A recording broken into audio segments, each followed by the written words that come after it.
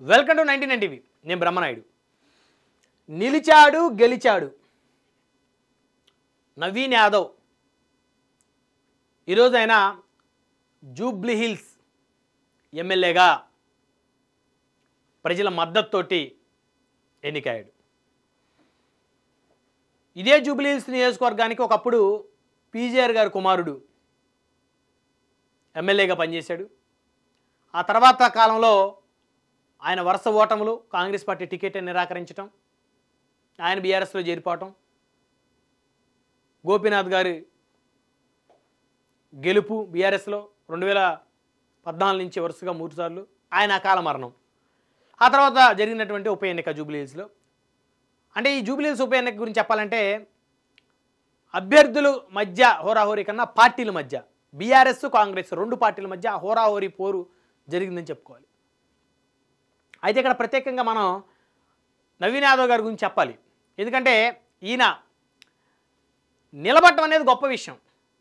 15 ఏళ్ల పాటు ప్రజల్లో విసుగు లేకుండా, అలుపు లేకుండా ఒక నాయకుడు పోరాటం చేస్తే ఏదో ఒకరోజు అవకాశం వస్తుంది. ఆ అవకాశం ఆ నాయకుడిని, ప్రజానాయకుడిని చేస్తుంది, పట్టం కడుతుంది. ఈరోజు ఈయన ఎపిసోడే ప్రధానంగా మనం తీసుకోవాలి.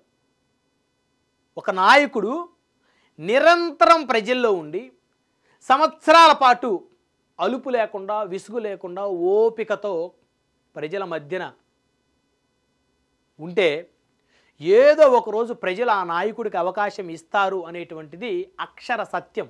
అది ఈరోజు నవీన్ యాదవ్ గారి విషయంలో అది రుజువైంది.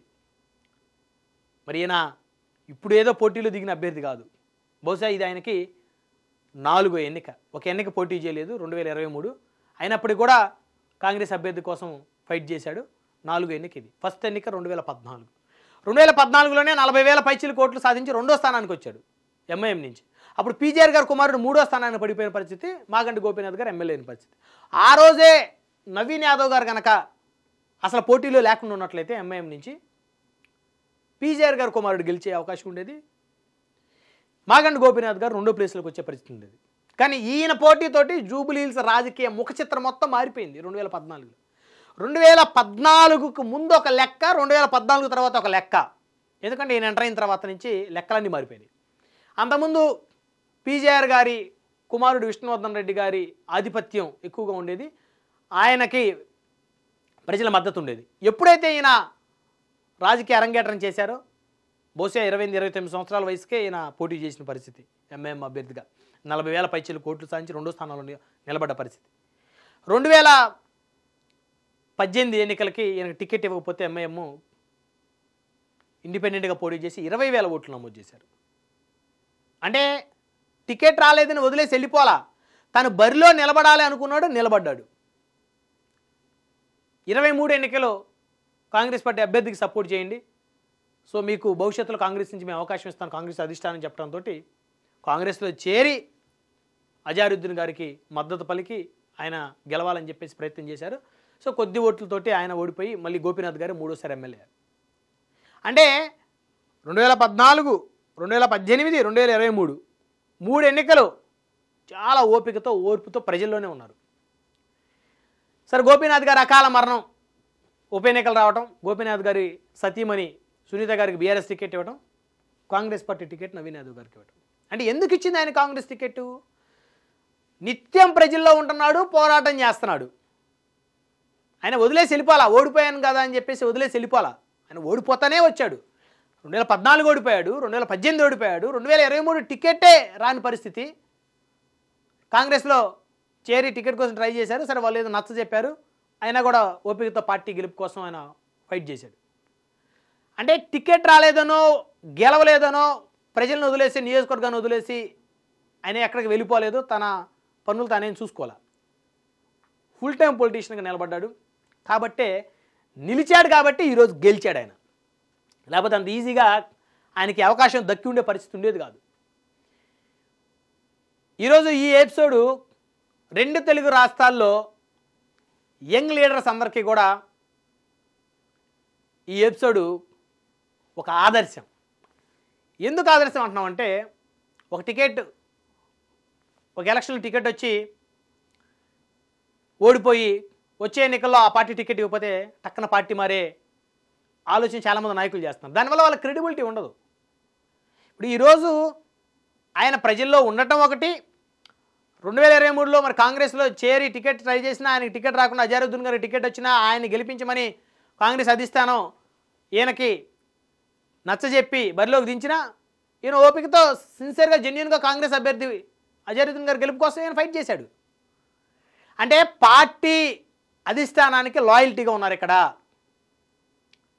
ఇక్కడ ఆయన లాయల్టీ, ఆయన సిన్సియారిటీ చాలా క్లియర్గా రాష్ట్ర ప్రజలందరికీ అర్థమైంది, నియోజకవర్గ ప్రజలకు అర్థమైంది.